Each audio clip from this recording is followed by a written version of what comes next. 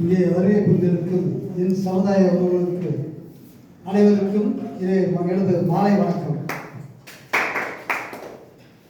உழைக்கும் மக்கள் விடுதலை கழகத்தினுடைய ஆலோசனை கூட்டம் கரூர் மாவட்ட செயலாளர் அன்பு அண்ணன் ஆர் வெங்கடேஷ் அவர்களுக்கும் மற்றும் முன்னிலை வகித்த சி முருகன் அவர்களுக்கும்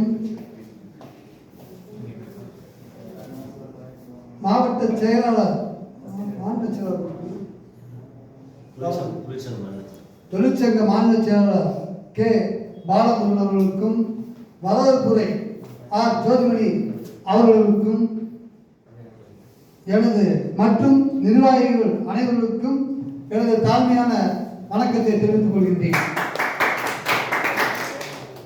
இங்கே உழைக்கும் மக்கள் விடுதலை கழகத்தின் சார்பாக துவக்க விழா அழைப்பதும் மற்றும் நம்ம ஆலோசனை கூட்டமாக நடைபெற்றுக் கொண்டிருக்கின்றது. இங்கே வருகை புரிந்திருக்கும் நாம் எளிமையாகத்தான் இருக்கின்றோம் என்று எண்ணிக்கொண்டு நாம் தன்னைத்தானே தாழ்த்திக் கொள்ள வேண்டாம்.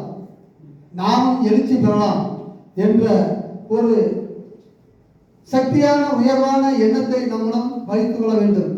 சகோதரி சொன்னபடி நம்ம எல்லாரும் கஷ்டத்தோடு இருக்கிறோம் என்ற வார்த்தை யூஸ் பண்ண வேண்டாம். கோடிட்டு இடங்களை நிரப்புக என்ற ஒரு சொல்லுக்கேற்ப எது இல்லையோ அதை நிரப்புறதுக்கு நம்மகிட்ட என்ன இருக்கோ அதை வச்சு தான் நிரப்பணும்.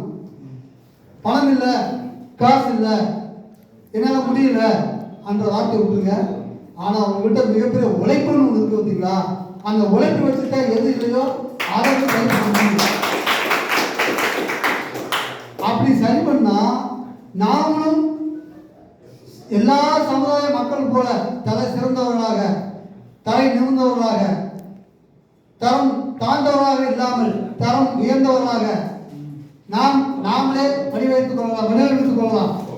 இது என்னுடைய கருத்தாகவும் உங்களுக்கு எழுச்சி உணர்வாக நான் ஊட்டதான் இந்த வார்த்தையை சொல்கிறேன் தவிர உங்களுடைய எளிமையை நான் கொச்சைப்படுத்தவில்லை. அதை நீங்கள் மனதில் வைத்துக் கொள்ள வேண்டும்.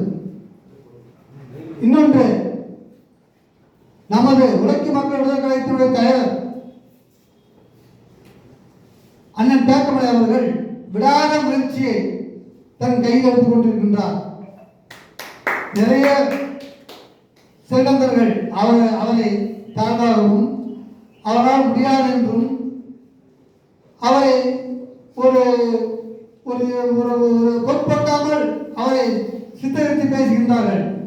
அவர்களுக்கு நாம் என்ன சொல்ல வந்தென்றால், தேக்கமலைக்கு பின்னாடி நின்று நாம் அனைவரும் ஒன்றிணைந்து தோளோடு தோளாக அவருக்கு போர்ப்படை தளபதியாக ஒவ்வொரு வீரராக நாம் அணிவகுத்து நின்றால் பிற்காலத்தில் அவரை யார் ஏவனமாக கருதினார்களோ அவருக்கு எடுத்துக்காட்டாக அவர் விளங்குவதற்கு தயாராக உள்ளார்.